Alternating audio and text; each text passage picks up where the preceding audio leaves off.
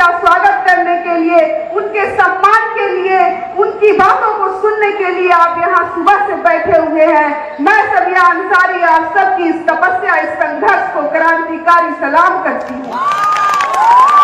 कि बहन कुमारी मायावती जी वो नेता है जिन्होंने हर समाज के उस बेटे और बेटी को नेता बनाने का काम किया है। गठबंधन करके ये लोग मुझे मौका नहीं देते हैं, लेकिन जब 22 आता है तो उस वक्त जो कांग्रेस पार्टी की नीतियां थी, जो समीकरण, उसमें महिलाओं की 40% का आरक्षण था।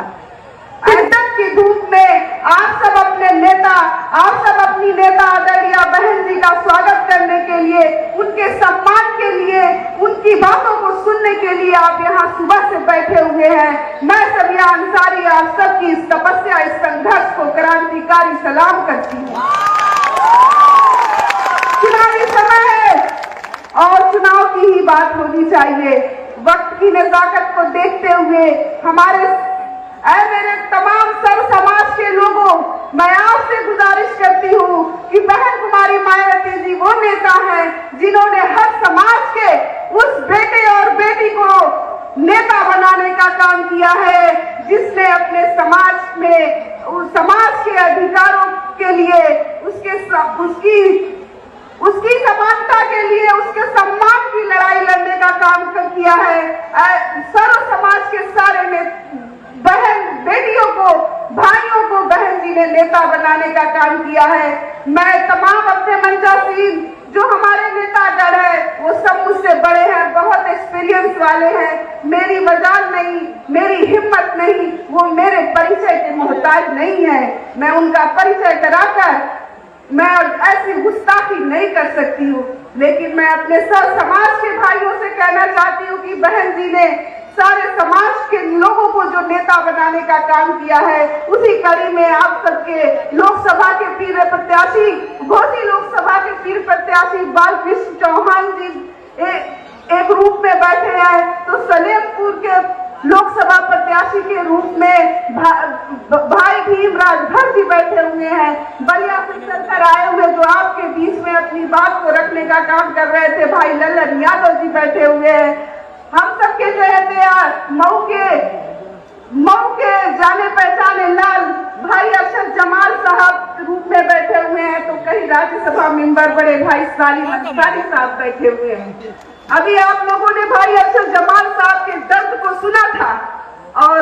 मैं बिलखुसूस अपने बुनकर भाइयों से ये गुजारिश करती हूँ, ये अपील करती हूँ कि मेरे बुनकर भाइयों सुन लो,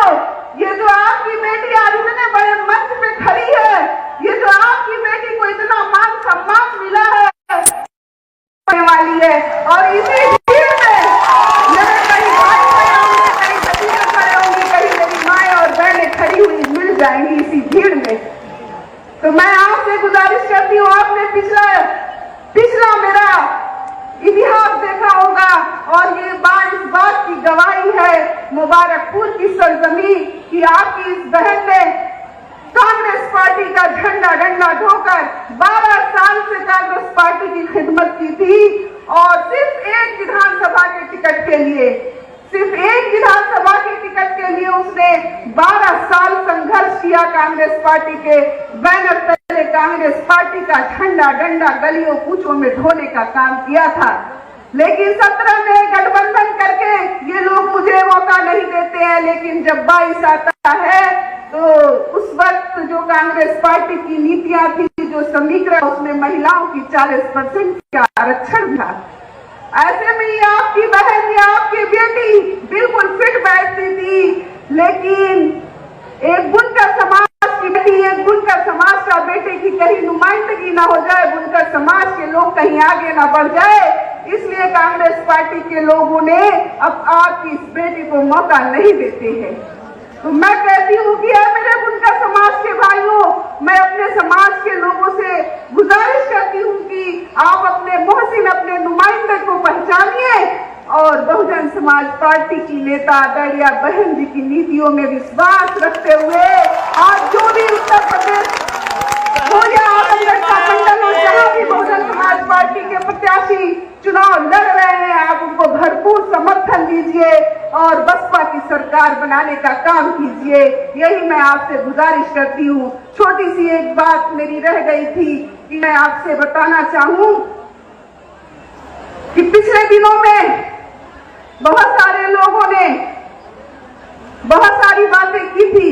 लेकिन अगर आज मौका आया है मेरे बुनकर समाज के भाइयों अपने समाज को स्थापित करने के लिए, तो आप सब लोग इस नीले झंडे के बैनर तले 25 मई हो या 1 तारीख हो, सभी प्रत्याशियों को अपना बहुमूल्य वोट देकर अपने इस बहन का मान सम्मान बचाने का काम करिएगा। बहुत बहुत शुक्रिया।